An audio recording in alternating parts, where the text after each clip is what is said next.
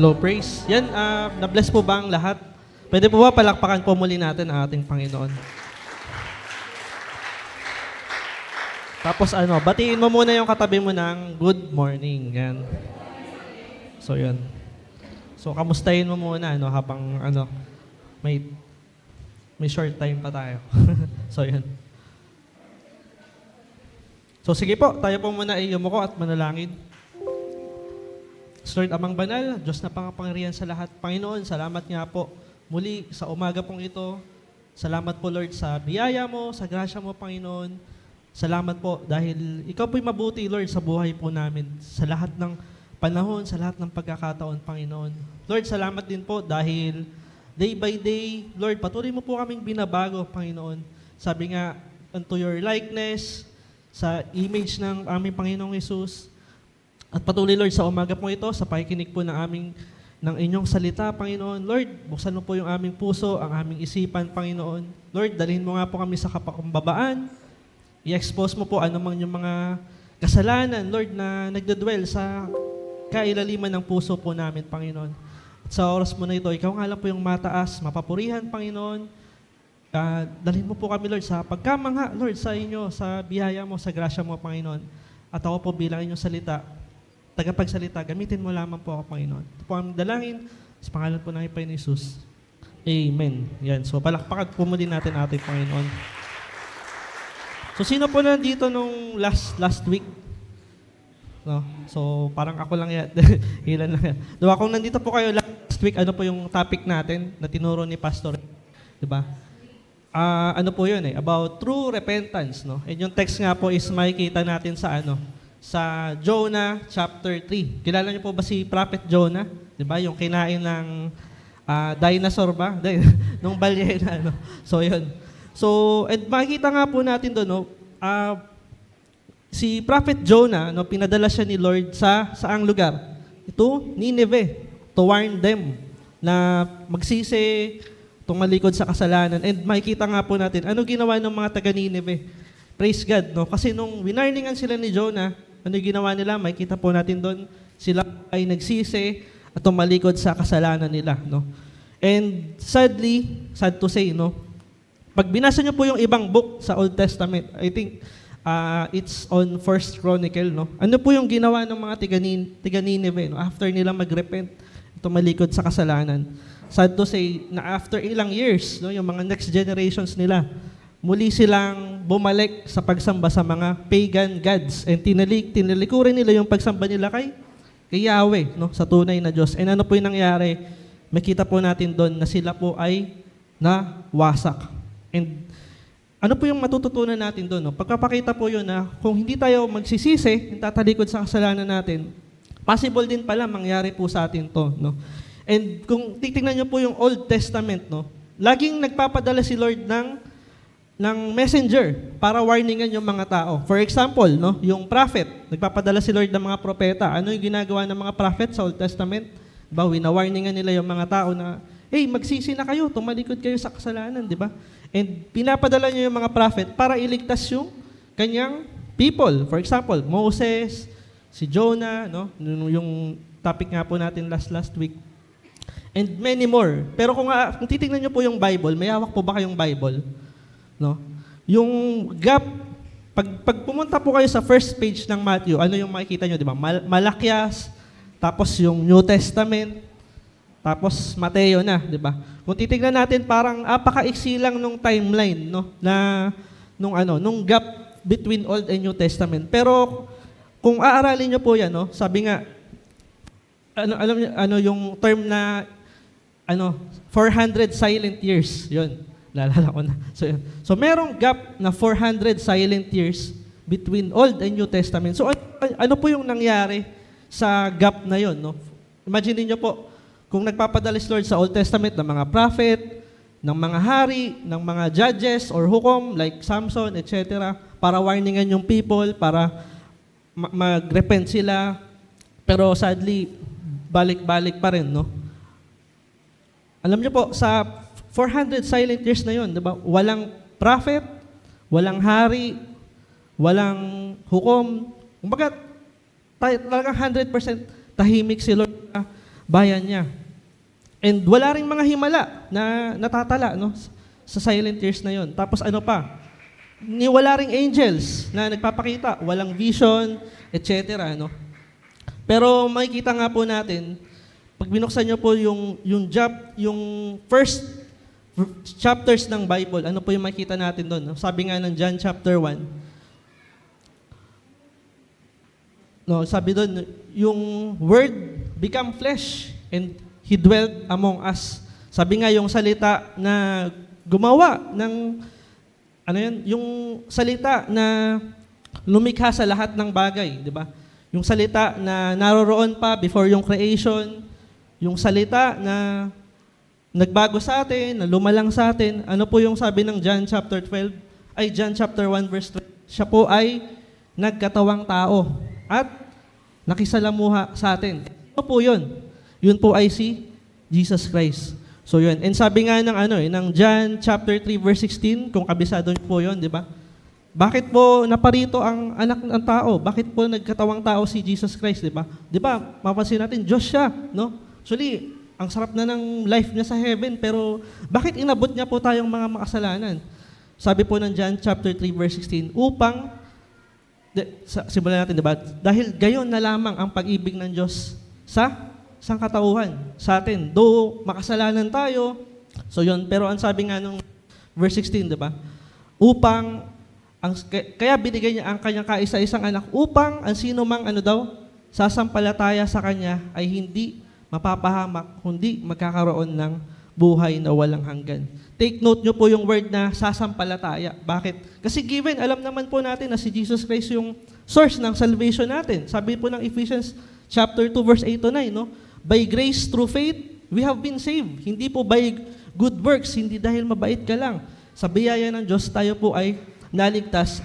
And sabi nga doon, yung sasampalataya, di ba? Kung sasampalataya tayo, doon tayo maliligtas.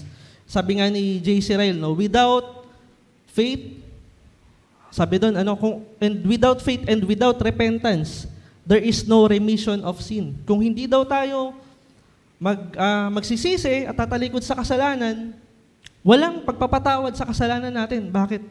Kasi hindi tayo totally nagrepent kay Lord. And kung babasahin nyo nga po yung Matthew chapter 7, verse 8 to 9, familiar po ba kayo doon? Matthew chapter 7, verse 19, ano po yung sabi doon, di ba? Sabi ni Lord, sa araw ng paghuhukom, di ba, maraming magsasabi. Ano daw? Marami daw magsasabi, di ba? Panginoon, di po ba kami naglayas ng demonyo, di ba? Panginoon, di po ba kami nangaral sa inyong pangalan? Ano pa yung sabi doon? Panginoon, di po ba kami nagpagaling sa inyong pangalan, di ba? And ano po sasabihin ni Lord? Sasabihin ko sa kanila, lumayo sa akin, hindi ko kayo kilala. Kayong mapaggawa ng masama.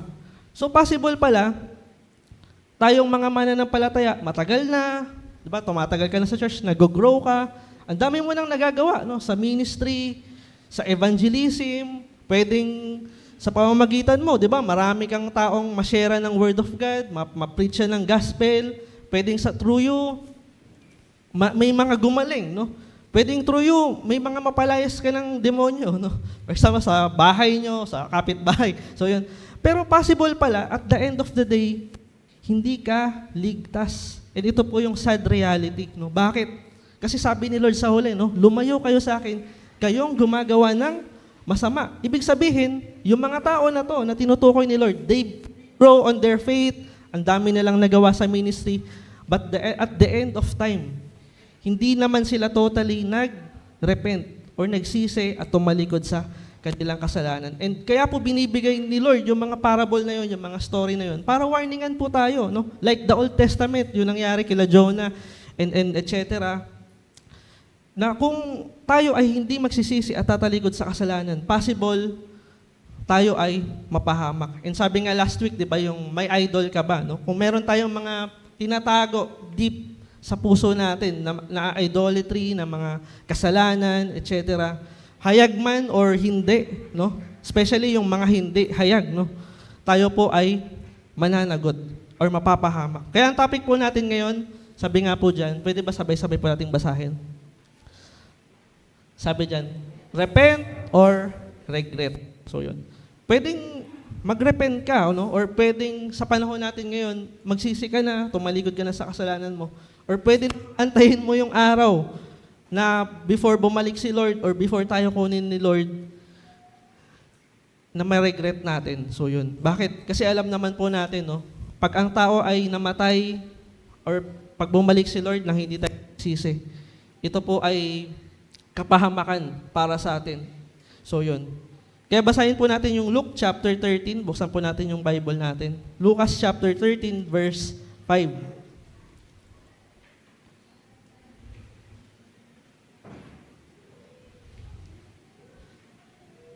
So kung nandyan na po kayo, basahin po natin. Lucas chapter 13 verse 5. Basahin ko na lang din po yung verse 1 hanggang 5 para makuha po natin yung context. No? Sabi po ng chapter 13, magsisi o mapahamak. Dumating noon ang ilang tao at ibinalita kay Jesus na pinapapatay ni Pilato ang ilang Galileo, samantalang ang mga ito'y naghahandog sa Diyos. So ito po yung kilala natin na si Pontius Pilate. No? And ano yung ginawa niya? Pinapatay niya yung mga Galilean people. So yun. And then verse 2, sabi niya, sinabi niya sa kanila, akala ba ninyo'y higit na makasalanan ang mga Galileyong ito kaysa ibang mga taga-Galilea? Dahil ganon ang sinapit nila. Verse 3, hindi. Ngunit sinasabi ko sa inyo, kapag hindi ninyo pinagsisihan at tinalikdan ang inyong mga kasalanan, mapapahamak din kayong lahat. At ang 18 namatay nang mabagsakan ng tore sa Siloe, sa akala ba ninyo'y higit silang makasalanan kaysa ibang naninirahan sa Jerusalem? Hindi. Ngunit sinasabi ko sa inyo, kapag hindi ninyo pinagsisihan at tinalikdan ang inyong mga kasalanan, mapapahamak din kayo lahat.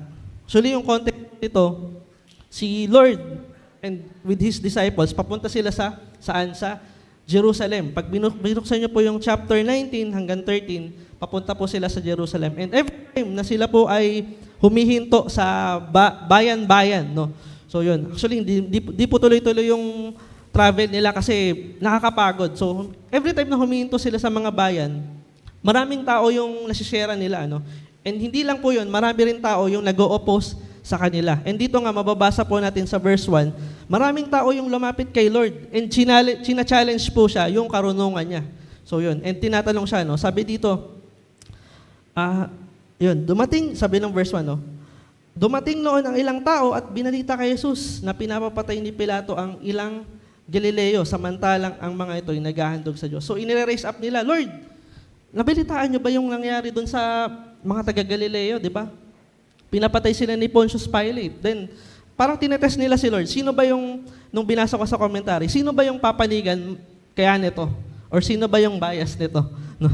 Pero alam niyo po, kasi kung papanigan niya yung mga Hudyo during that time, no? Parang maneneglect niya yung sa government, yung pananagutan. Pag pinanigan niya naman yung government during this time, i-oppose siya ng mga Hudyo. Pero alam niyo po yung sinabi ni Lord, yung mas makasalanan sa dalawa. Di ba lahat lang din? And then sabi nga ng verse nung verse 4, no? Sinasabi ko sa inyo, kung hindi niyo pagsisihan at talikdan ang inyong mga kasalanan, mapapahamak din kayong lahat. And pag binasa niyo po yung verse 5, inulit-uli ni Lord, no? Sabi dito, kapag hindi niyo pinagsisihan at talikdan ang inyong kasalanan, mapapahamak din kayong lahat. So, alin man yan, kung Roman man yan, kung tiga-Galilee man yan, kung Hudyo ka man or Hentil, sinasabi dito ni Lord na lahat tayo ay mapapahamak. Hindi man physically, but spiritually. Pero aaralin po natin yan. So, So, pwede po pa next. Yun. So, sa English, kinuha ko lang din yan. Sabi ni Lord, no? I tell you, unless you repent, you will all likewise perish. Sabihin nyo nga, perish. Or So, dito po iikot yung natin, yung topic natin. Pero aralin po natin, ano po ba yung meaning ng repentance? So, yun. And what does it mean para yung tao mag-repent? So, yun. And mahalaga ba tong repentance or hindi? Kasi ito nga yung dilemma, di ba? Yung pag sinabing repentance, lagi nating naisip, pang lang yan, pang mga baguhan lang yan or pang mga hindi pa kumikilala kay Lord. Pero alam niyo po, ang repentance, either hindi ka man mananampalataya or mananampalataya ka na. Napakahalaga po nito sa atin. So ano yung meaning ng repentance? So sabi sa Greek, no, pag binasa niyo, pag inaral niyo po yung Greek niya, ano po yung sabi diyan? Ang word is metanoia. Sabi niyo nga, metanoia. No. So ano yung meaning ng metanoia? Yung meta, ano po yung sabi diyan? It means after or change. So, ibig sabihin nito, pagbabago. So, yun. Naalala ko, naririnig ko tong meta sa mga mga computer games. So, yun. Tapos, naalala ko yung first time na narinig ko yung meta, may kasama kasi kong kawork ko, sinama niya ako sa isang shop. Tapos, bumili siya ng pantalon na baggy pants. Sabi, Ching, bili ka na rin kasi ito na yung meta ngayon. Sabi ko, anong meta? Ito na yung uso ngayon. Ito na yung bagong ngayon. So, yun pala. And then after po nun, paglabas namin sa store, may dalawa na akong bagong so, yun. Pero ano ba yung meaning ng meta? No? Ibig sabihin, yung dati mong kinaugalian, dati mong kilagisnan, wala na. Ibig sabihin, bago na. And lalala ko yung word na meta, ginagamit siya sa alam niyo po yung paro-paro, yung butterfly. Ano yung term sa butterfly pag nagbabago siya ng anyo, di ba? Metamorphosis. Ibig sabihin, yung paru-paro from uod, nagiging cocoon, from cocoon, nagiging butterfly siya. So, meta. Wala na yung dati, completely binabago ka. So, yun pala yung meaning ng repentance, no? Change. Pero ano yung babaguhin mo? Yung forma mo ba? Yung ugali mo ba? So, yun. Sabi dito, yung next na word is noia. Ano yung noia? Means mind or thinking. So, ito po pala ay pagbabago ng isip natin, ng the way how we think. So, yun. Yung mga laman ng isip natin or sa iba nga, yung laman ng puso natin. So, yun. Ibig sabihin, napakahalaga po nito. And pag binasa nyo po yung word na repentance, or sa Greek word nga, metanoia, minention siya 60 times in the New Testament. Ibig sabihin, ulit-ulit, sinasabi ng mga sinasabi ni Lord ng mga disciples yung word na repentance. Bakit kaya nila in-emphasize yung word na repentance? Bakit po?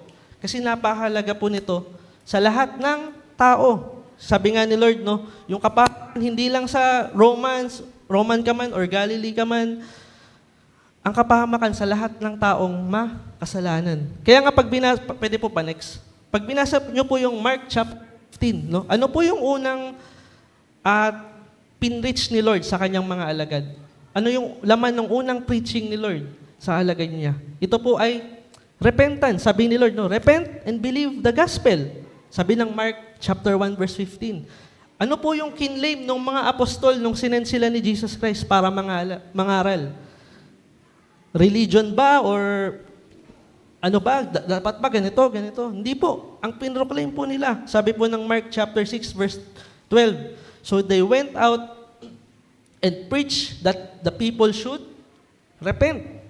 Ano po yung in-instruct ni Jesus bago siya pumuntang langit, no? Nung nag-dwell siya kasama ng mga alagad niya. Sabi niya, repentance and remissions of sin should be preached His name among all nation. Ibig sabihin, yung pagsisisi daw po at pagtalikod sa kasalanan or yung metanoia, dapat siyang i-preach sa lahat ng bansa. Bakit? Kasi lahat po tayo mapapahamak. Either ano man yung yung background mo or sa bansa ka man nakatira, no? Ano po, the next, sabi po dyan, no? Ano yung unang pinreach ni Peter nung bumaba yung Holy Spirit after ng Pentecost? Same lang din. Repentance. Sabi nga niya, repent and be baptized. Repent and turn to God. Ibig sabihin, tumalikod na kayo sa kasalanan, magsisi na kayo. So yun. And ulit-ulit na nila pong pinipreach. And pag binasa niyo po yung yung Book of Acts, kahit sa lugar sila mapunta. Sabi nga, nung Acts 1:8, di ba, sinugo sila from Judea, Samaria, and to the ends of the earth. Kung babasahin niyo po yun, saan man sila magpunta, iisa lang po yung pinipreach ng mga apostol, ng mga disciple, at ng mga unang mananampalataya. And ano po yun?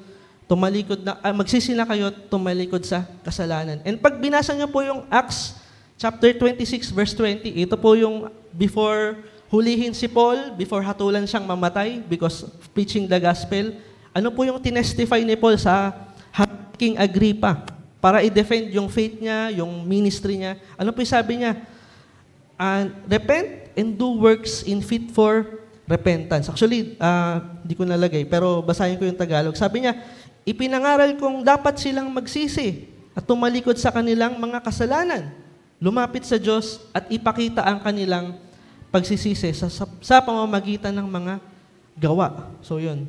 Sabi niya, do works. Hindi ka lang magre-repent, kundi you should do works fit for repentance. So yun. And bakit po? Bakit po kailangan kaya nating mag-repent? No? Bakit at the beginning of time, nung nag-preach si Lord, nung pinadala niya yung mga apostol niya, time ng early church, at hanggang sa panahon natin ngayon, bakit puro repentance po yung pinipreach sa atin? No? Bakit? Kasi kung hindi po tayo magre-repent, magsisisi, tayo po ay mapapahamak. So yun. And naalala ko nga, may narinig akong message. Sabi doon, kung kami daw pong mga preacher, hindi namin ipipreach yung repentance dito sa pulpit, dito sa church, malaki po yung pananagutan namin. Kasi bakit? Kasi haharap po kami kay Lord. And kung hindi namin pinipreach yung truth, malaki po yung hatol sa amin. Nasa Bible naman po yun. No? So, point number 1, actually may 2 point lang tayo. Mabilis lang po to. So, sabi mo, kapit ka lang, mabilis lang to. So, ano po yung sabi ng point 1? You will all likewise perish. By the way, inuna natin yung huling part na sinabi ni Lord. No? And si Lord mismo nagsabi, sabi niya, you will not repent, you will all likewise perish. Sabihin, mapapahamak kayo. Lord, ano bang pakapahamakan yung sinasabi mo? No? Siguro maraming mga tanong sa Kanya. Pero ang kapahamakan po na sinasabi po dito is yung eternal death. Ito po yung eternal na kaparusahan sa impyerno. Kaya nga po yung word na impyerno, hindi lang po to gawa-gawa lang ng Bible, no? And hindi lang man po namin to ginagawa-gawa lang or sinusugarcoat lang para matakot kayo, 'di ba? Yung iba, pag sinabing hell or nakakapanood ng mga video hell, parang takot na takot sila. Nakakatakot, di nga ako makatulog. May mga ganun. Pero, yung hell, ito po it's a real thing. Totoong bagay po siya. And ulit-ulit na minention siya ng Bible, no?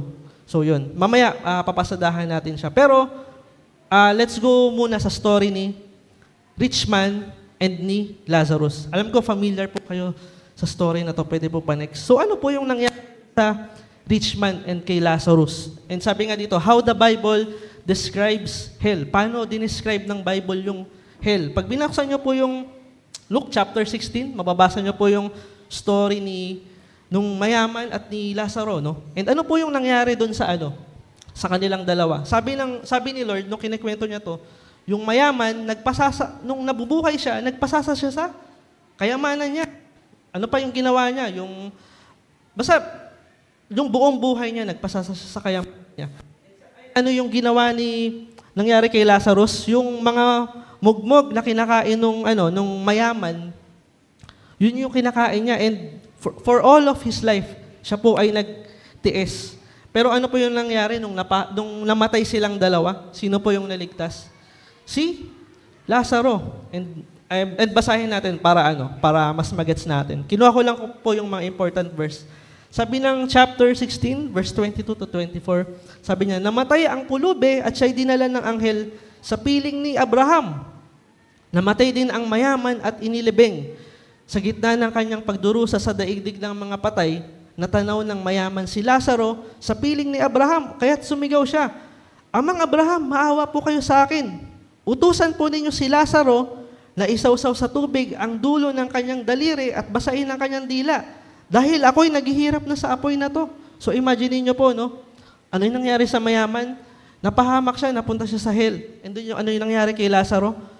Napunta siya sa langit, sa piling ni Abraham. And paano dinescribe ng mayaman yung hell? Sabi nga niya sa verse 24, utusan daw si Lazaro na isawsaw man lang yung daliri niya sa tubig, tapos ipatong sa dila niya. Bakit?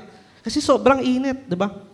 And then verse 25, ngunit sumagot si Abraham, Anak, alalahanin mong nagpasasa ka sa buhay noong ikaw ay nasa lupa at si Lazaro naman ay nagtiis ng kahirapan Subalit ngayon ay inaaliw siya rito, samantalang ikaw ay naman ay nagturusa diyan. Kaya't sumigaw siya, Amang Abraham, maawa po kayo sa akin. So parang nag-demand uli siya, no? Dalawang demand niya. Okay, ganito na lang gawin mo. Sabi niya, utusan niyo po si Lazaro. Ay, parang naulit sa ano. Okay. Sa verse 28 pala, verse 28, talon na lang tayo verse 28 to 29. Sa aking 5 kapatid na lalaki, suguin niyo po siya upang sila'y bigyang babala at hindi na sila humantong sa dakong ito ng pagdurusa. And ano sabi ng verse 29? Ngunit sinabi ni Abraham, nasa kanila ang kautusan, ang mga kasulatan ni Moses at ang mga propeta, iyon ang kanilang pakinggan. And then verse 30, talon po tayo. Sumagot ang mayaman, hindi po sapat ang mga iyon. Ngunit kung magpapakita sa kanila ang isang patay na muling nabuhay, magsisisi sila at tatalikuran nila ang kanilang mga kasalanan. Pero ano po yung sabi ni Abraham?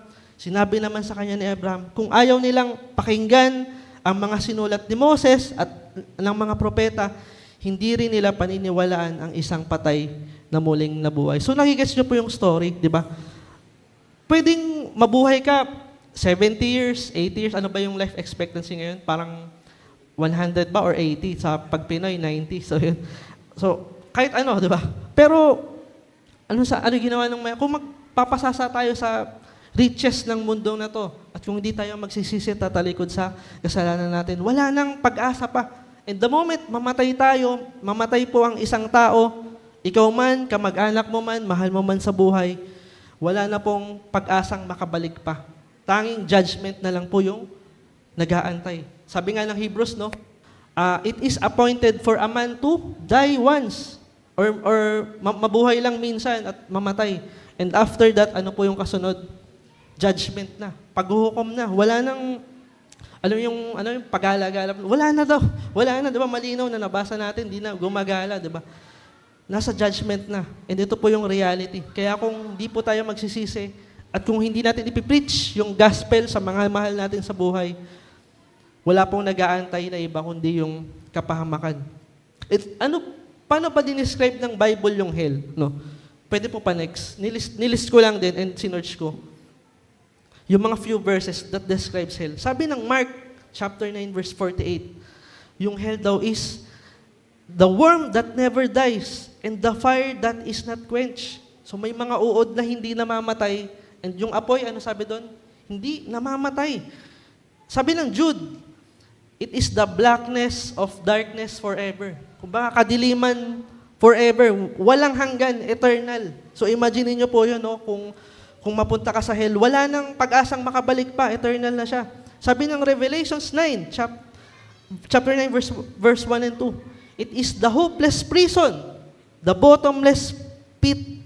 Sabihin, walang hanggang pagkahulog, and it's hopeless prison, di ba? Kung bakit nakakulong ka na forever, and wala nang pag-asang makabalik pa. And sabi ng Revelations, chapter 21, verse 8, it is the lake that burns with fire and brimstone. So imagine niyo po kung gaano dinescribe nung Bible yung hell. And ito po ay totoo. So yun. And ang tanong, ito ang tanong, saan mo gusto mapunta? Sa hell or sa heaven? So yun. And ano yung hina-highlight ng parable na binasa natin, no? Ano po yung hina-highlight niya? Meron lang akong 3 nilist na hina-highlight ng, actually, pinagtatalunan ng theologians to and Bible scholar kung yung story ba ni Lazaro or tsaka nung mayaman, ito ba ay talagang true to life story or parable lang? Pero, kasi yung sinasabi ng iba, parable daw kasi the way ikwento siya ni Lord, sabi rin naman ng iba, true to life story siya, no? Pero isa lang yung makikita natin sa binasa natin, no? Pag hindi po sinabi ng Bible, huwag tayong mag-assume. So, yun, to be safe, no? And ano yung hina-highlight nung story na binanggit ni Lord? Sabi ng number 1, no? The eternal consequence of ignoring God in this life. Pag in-ignore natin si God sa buong buhay natin, meron siyang eternal consequence. Kaya nga, nakakalungkot, di ba? Kiniklaim natin na tinanggap natin si Lord, di ba? Bilang, Panginoon at tagapagligtas. Pero ang reality, si Lord ba talaga yung Panginoon ng buhay natin? Siya ba talaga yung nasusunod? Pag inaral niyo po yung mga old mga civilization, di ba? Dati. Pag sinabing Panginoon, walang say yung alipin. Di ba? And nakakalungkot ba? Lagi natin sinusugarcoat yung truth. And sabi nga dyan, eternal consequence of ignoring God in this life. Paano ba kaya natin ini-ignore si Lord sa buhay natin? Simple lang po. Pag wala tayong time sa Kanya. And nakakalungkot, di ba? Sabi nga ni Abraham, nasa kanila na yung law eh. Nasa mga kamag-anak mo lang. Ang kailangan nilang gawin, manampalataya, aralin yun. Pero ano yung sabi nung mayaman? Hindi pa rin sila maniniwala unless na bumalik yung patay muling mabuhay at i-preach sa kanila yung gospel. Pero ito pinakakalungkot, di ba? Yung Bible, yung Word of God, nasa atin na. Minsan nga, nasa bahay mo na, inaalikabok lang, di ba? Pero ano yung ginagawa natin? Wala lang, ini-ignore natin. Pinapabayaan natin yung mga sinasabi ni Lord. And number 2, the irreversibility of judgment after death. Ibig sabihin, irreversible. Hindi mo na mababalik pa, hindi mo na mababaliktad. Once na napunta ka sa impyerno, wala nang balik yon. And sabi nga nung number 3, the importance of listening to God's word now. Sabihin mo nga, now. Ibig sabihin, ngayon. Yung importance ng pakikinig sa salita ng Diyos ngayon, hindi bukas, hindi next week. Simulan mo ngayon. Sabi nga dyan, not just waiting for signs and miracles. Ito yung yung madalas nating ginagawa, 'di ba? Parang lagi nating ina-ask yung pangungusap ni Lord, pero through signs tsaka miracles. Diba? Pero the reality, nasa Bible lang lahat. Nung makikita na natin yung sa Word of God lahat eh. So yun. So nakakuha niyo po yung yung moral ng story. So yun. So yun. Pwede ba palakpakan mo natin si Lord yan? So yun. Tapos okay. Point number 2.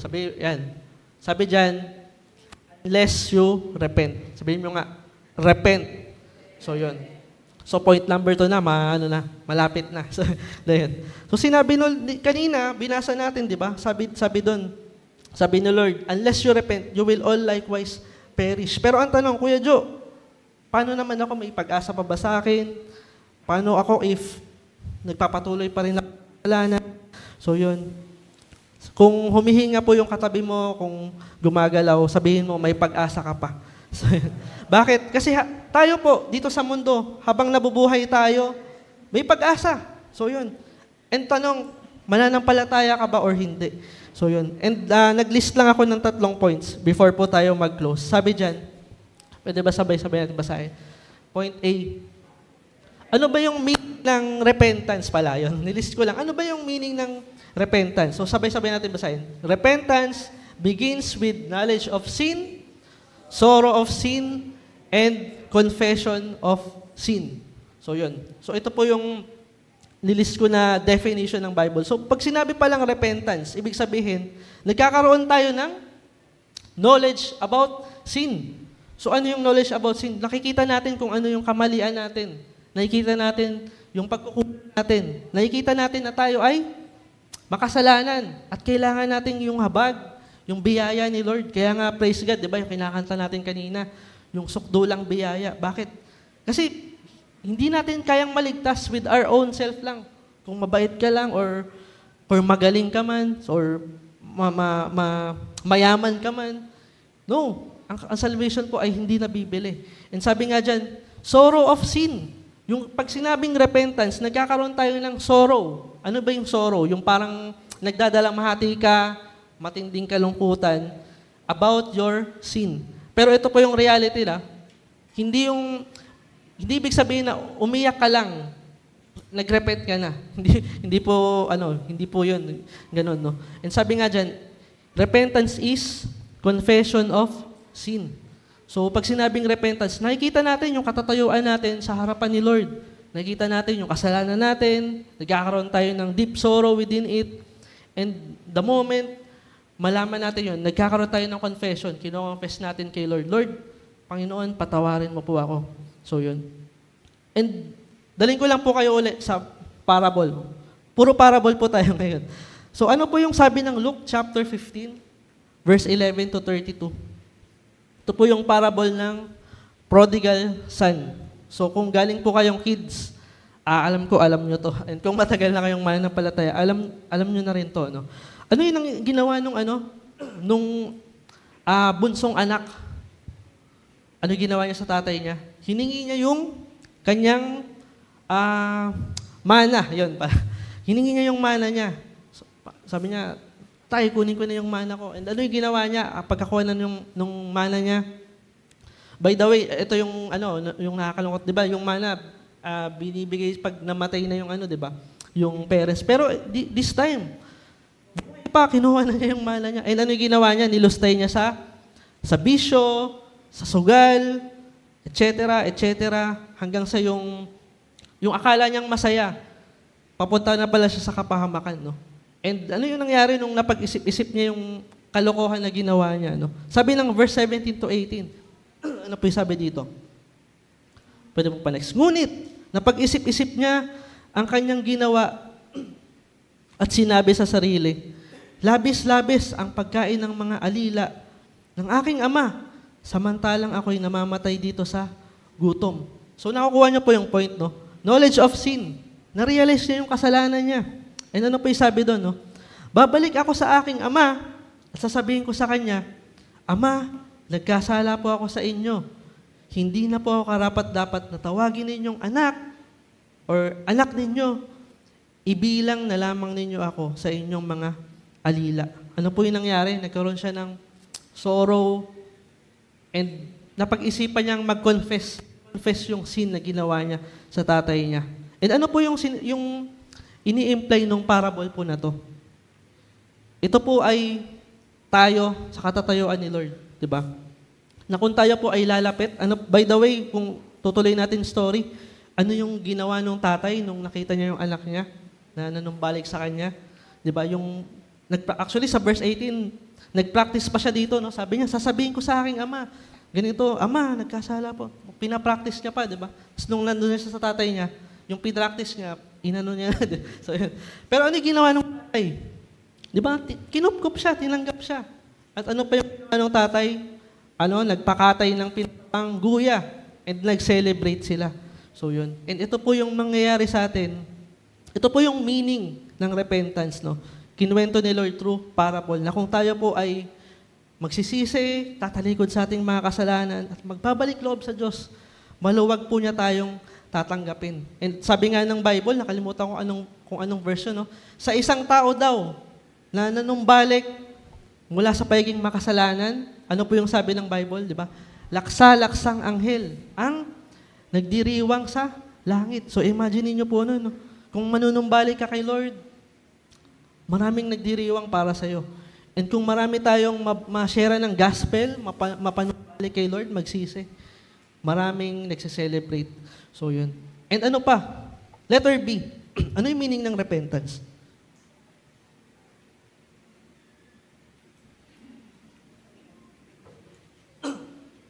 Pwede ba sabay-sabay natin basahin?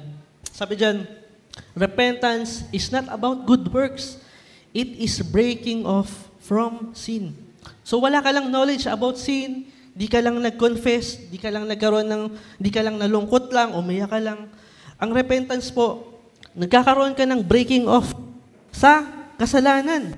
Sabihin, hindi ka na nagpapatuloy sa praise. Hindi ka na nagpapatuloy sa kasalanan. And again, another para.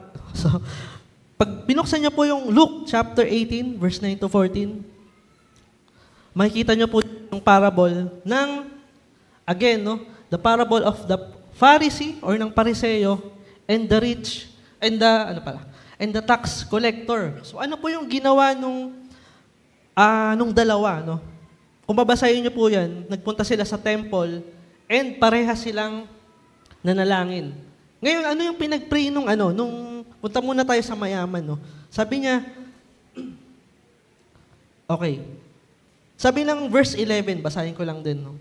Tumayo ang Pariseo at nanalangin ng ganito, O Diyos, so ano ginawa ng Pariseo? Tumayo siya, nananalangin siya malakas, no? Naririnig ng mga tao. Sabi niya, O Diyos, nagpapasalamat ako sa iyo sapagkat di ako katulad ng iba na magnanakaw, di ba? Parang niya, parang self-righteous siya. Di ako katulad ng iba na magnanakaw, mandaraya, mangangalunya, o kaya'y katulad ng maniningil ng buwis na to. Parang pininpoint pa niya yung, yung tax collector. Thank you, Lord, kasi hindi ako katulad nito. Ang bait-bait ko, di ba? Sabi ng verse 12, no? Okay, nawala ako. Ayun. May dalawang lalaking pumasok sa... Ayun. Sabi pa niya sa verse 12, yun. Sabi dito, 2 beses akong nag-aayuno sa isang linggo at nagbibigay rin ako ng 10 bahagi mula sa aking mga kinikita. So parang finlex niya yung di ba? Yung achievements niya, yung mga ginagawa niya para kay Lord. Pero ano yung ginawa ng tax collector? Paano siya manalangin? Sabi ng verse 13, pwede po pa next. Sabi dito, samantala, ang maniningil ng buwis naman ay nakatayo sa malayo. At di man lang makatingin sa langit, no? Di man lang daw siya makatingin sa langit. Ibig sabihin, nakayuko siya. At sabi niya, O Diyos, mahabag po kayo sa akin, ako na isang makasalanan. And sabi ni Lord sa verse 14? Sabi niya, sinasabi ko sa inyo, ang lalaking ito'y umuwing matuwid sa harapan ng Diyos at hindi ang pariseyo, sapagkat ang sino mang nagmamataas ay ibababa at ang nagpapakababa ay itataas. So, nai-guess nyo po yung moral nung parable, di ba? Hindi po ito about sa sa pagkain lang or marami kang nagawa para kay Lord. It's about breaking off from sin. And sabi nga ng 1 John chapter 3 verse 9, pwede po pa next. Ito po yung laging nare-remind sa akin every time na nababasa ko po yung repentance, no. Sabi ng 1 John chapter 3 verse 9, ang mga anak ng Diyos ay daw? Hindi nagpapatuloy sa pagkakasala, sapagkat nananatili sa kanila ang binhing mula sa Diyos, at dahil ang Diyos ang ama nila, hindi sila maaaring magpatuloy sa pagkakasala. And sabi nga, kung namumuhay ka sa liwanag, sabi rin ni John sa 1 John, no, hindi ka na nagpapatuloy sa kadiliman. And sabi ng verse 3, kung kiniklaim mong Christian ka, anak ka ng Diyos, hindi ka na nagpapatuloy sa pagkakasala. Bakit? Kasi si Lord yung ama na. So yun. And then last, sabi dito, pwede ba sabay-sabay natin basahin? Ano ba yung repentance? Sabi dyan, repentance is finding ourselves in need, in awe, in humility with God. And ito po ay sa araw-araw ng buhay natin. No? Pag sinabing repentance, hindi lang tayo nagkakaroon ng knowledge sa kasalanan. Hindi lang tayo nagbe-breaking off or sa kasalanan. No? Sabi nga, may narinig nga akong question kamusta yung relationship mo sa kasalanan? Di ba? Madali ka bang nag-give in sa kasalanan, sa lust, sa lahat ng klase ng kasalanan, or nagkakaroon ka ng remorse. And dito nga makikita natin, pag sinabing repentance, nakikita natin yung sarili natin na malaki yung pangangailangan ko, di ba? Kawawa ako. And sabi doon, in humility, nadadala tayo sa kapakumbabaan. And alam niyo po, nung inaaral ko po tong repentance, ano ba yung mga nangyari sa mga tao nung na-encounter nila si Lord? Ano ba yung nangyari sa mga tao nung naranasan nila yung biyaya ni Lord sa kanila? Ano yung nangyari from Old Testament to New Testament? Alam po yung nangyari sa kanila? Nadadala sila in humility. Bakit? Kasi nare-realize nila yung biyaya ni Lord, yung grasya niya, etc. Nilist ko lang po, no? Actually, 1, 2, 3. Yung 6 na, kilala natin to. Ano yung mangyayari sa nung naranasan nila yung biyaya ni Lord? Pwede po pa next. Sabi ni Abraham, nung na-meet niya si Lord, sabi Genesis chapter 18, verse 27. Ano yung sabi ni Abraham? I am dust and ashes. Panginoon, isa lamang akong alikabok, di ba? Ano yung sabi ni Jacob sa Genesis 32 nung na-meet niya si Lord, nung naranasan niya? Sabi niya, I am not worthy of the least of all your mercies. Panginoon, hindi ba ako karapat-dapat sa biyaya mo? Di ba? Ano yung sabi ni Job nung nangusap sa kanya si Lord? Sabi niya, I am vile. Panginoon, wala akong kabuluhan, wala akong kwentang tao. Di ba? Ano yung sabi ni David sa Psalm 51? Sabi niya, I was shaped in iniquity or sa kasamaan. So parang hinubog daw siya sa kasamaan. In sin did my mother conceive me. Kumbaga, ako'y sinilang na makasalanan at ako'y lumaking masama. Sinasabi ni si David, no? Then next, ano yung sabi ni Isaiah nung na-meet niya si Lord, nung nagpakita si Lord sa vision niya? Sabi niya, I am a man of unclean lips. Ako isang tao na may maruming pananalita. And sabi nga ni Isaiah, I dwell with people na mga makasalanan. Ano yung sabi ni John the Baptist sa John chapter 1, nung na-meet niya si Lord? Sabi niya, I am not even worthy to untie his sandal. Lord, ni yung magsintas man lang nung sandals ni Lord, hindi ako karapat dapat. And alam ko, sabi ni Peter, di ba, nung huhugasan paa niya, Panginoon, hindi ako karapat dapat. Pero kung huhugasan mo pa ako, hugasan mo na rin yung buong pagkatao ko, di ba? Ano yung sabi ni Paul sa 1 Timothy? Realize niya yung habag ni Lord, yung biyaya niya. Sabi niya, I am the chief of sinners. Ako ang pinaka masahol. Ako yung pinaka makasalanan sa lahat. So nakikita niyo po yung humility when it comes to repentance. So yun. So pwede po palakpakan po natin si Lord. So inayayaan ko po kayong tumayo. And dito na lang po ako magtatapos sa 3 verses na to. And then we will close in prayer.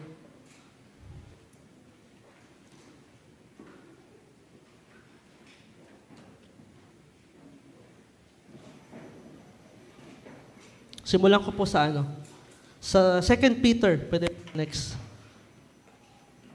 2 Peter chapter 3:9. Sabi ni Pedro, no? Sa 2 Peter, sabi niya, ang Panginoon ay hindi nagpapabaya sa kanyang pangako gaya ng inaakala ng ilan. Sa halip, nagbibigay siya ng pagkakataon sa lahat sapagkat hindi niya nais na may mapahamak, kundi ang lahat ay makapagsisi at tumalikod sa kasalanan. Tingin niyo po bakit hindi po bumabalik si Lord sa panahon natin ngayon? Pwede naman ngayon diba? Given nakikita na natin yung mga nagkakagera na sa Middle East, nasa prophecy yan na before bumalik si Lord, magkakagera, maraming mangyayari. Pero bakit di pa kaya bumabalik si Lord sa panahon natin? Simple lang. Sabi dito, binibigyan niya tayo ng pagkakataon na magsisi at tumalikod sa kasalanan. Sabi naman ng Hebreo 10, verse 26-7, sabi dyan, sapagkat kung sasadyain pa nating magpatuloy sa paggawa ng kasalanan, natin naman ang kasalanan. Wala nang handog na may aalay pa mga kasalanan or kasalanan. Sabi ng 27, tanging ang nakakatakot na paghuhukom at nagliliyab na apoy ang naghihintay sa mga taong kumakalaban sa Diyos. And ito po yung reality, no? Pag uwi mo sa bahay, di ba? Narinig mo na yung truth Narinig mo word of God. Pero kung magpapatuloy pa rin tayo sa dati nating buhay, sad to say, pero wala nang alay na may handog para sa kasalanan natin. And then last verse, sabi ng 1 John 1:9, paano tayo mag-reconcile kay Lord? Simple lang, mag-repent tayo. Talikuran na natin lahat, yung kasalanan, ano man yung mga dalahin natin, ano man yung mga sama ng loob, ano man yung past natin, isuko natin kay Lord. And sabi nga ng 1 John chapter 1, verse 8-9, kung sinasabi natin wala tayong kasalanan, dinadaya natin ang ating sarili. At wala sa atin ang katotohanan. Bakit? Reality, lahat tayo makasalanan. Sabi ni Lord yan sa Luke, yung binasa natin. Pero ito yung verse 9, sabi dito, subalit kung ipinapahayag natin ang ating mga kasalanan, patatawarin tayo ng Diyos sa mga ito at lilinisin tayo sa lahat ng ating kasalanan sapagkat siya ay tapat at matuwid. Sino po sa inyo yung nag-pray ka prayer request, no? Siguro, sino po sa inyo nag-pray for healing? Siguro lahat tayo nakaranas ng prayer for healing or may pinagpipray ka. Pero, may kita natin every time na nagpipray tayo, may uncertainty pa rin na pwedeng ibigay ni Lord, pwedeng hindi, di ba? Pwedeng i-grant ni Lord yung prayer natin. Bakit? Kasi siya ay sovereign, siya ay nakakaalam ng lahat ng bagay. Pero, alam niyo po, nakaka-amaze tong verse 9 Sabi niya, kung papahayag natin yung kasalanan natin, kung magko-confess tayo ng sin, maaasahan nating patatawarin tayo ng Diyos sa mga ito at lilinisin sa ating mga kasalanan sapagkat siya'y tapat at matuwid. Makikita natin 100% ngayon na, di ba? Right away, patatawarin tayo ni Lord kung totoo tayong tatapat sa Kanya. So tayo po yumuko at pumikit. Before po tayo mag-close, pwede po ba lahat po tayo manalangin? Lapit po natin kay Lord yung sarili natin. Isuko po natin yung buhay natin. Ano man yung mga kasalanan natin. Sabi nga sa message last week, yung mga exposed sin, tsaka yung mga indwelling sin na hirap tayong isuko, bitawan, na naglilid sa atin sa idolatry. Sa ngayon po, isuko na po natin sa Panginoon. Bakit? Kasi hindi, baka bukas, bumalik na siya or next week. Lahat isuko na po natin. Sige po, sabay-sabay po tayong manalangin sa Panginoon.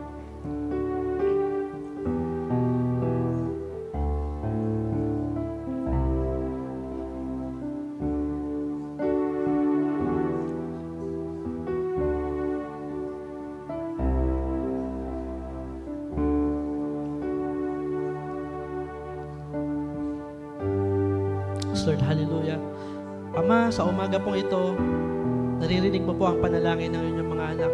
Lord, nananampalataya po kami na kami po ay inyong patatawarin dahil sabi mo nga po sa verse, ikaw po ay tapat at matuwid, Panginoon. And Lord, help us na hindi lamang po kami magkaroon ng knowledge of sin, ng sorrow, and confession sa na ito. Tulungan mo rin po kami na magkaroon kami ng breaking off mula sa kasalanan. Lord, iwanan na po namin yung dati naming buhay and i-embrace namin kabanalan, Lord Jesus. Salamat po. And sa bawat araw na lumilipas, Lord, gawin mo po kaming uhaw sa inyong mga salita. Aralin po namin yung salita mo, Panginoon. And help us to be compelled to be like sa image po ng aming Panginoon ni Jesus Christ, Panginoon. Lord, salamat po sa ito. At pagpalain po yung bawat isa na narito, yung bawat tahanan ng inyong mga anak, ano man yung ganti, gawa ng kaaway sa mga tahanan, yung mga dalahin, Panginoon. Lord, binawasak nga po namin sa pangalan po namin, Panginoon Jesus, Lord. Ikaw nga po yung kumilos at manguna, maging sa mga anak mo na estudyante, Panginoon. Lord, ikaw nga po yung kumilos, pagpalain mo at kapatid namin na nag-aaral and sa new journey, sa bagong taon, Lord, nalalakaran nila. Lord, gamitin mo po sila upang maging patotoo and to share sa kanila pong mga kaklase, sa lahat ng mga kasalamuha po nila. Salamat po at pagpalain mo nga po kami.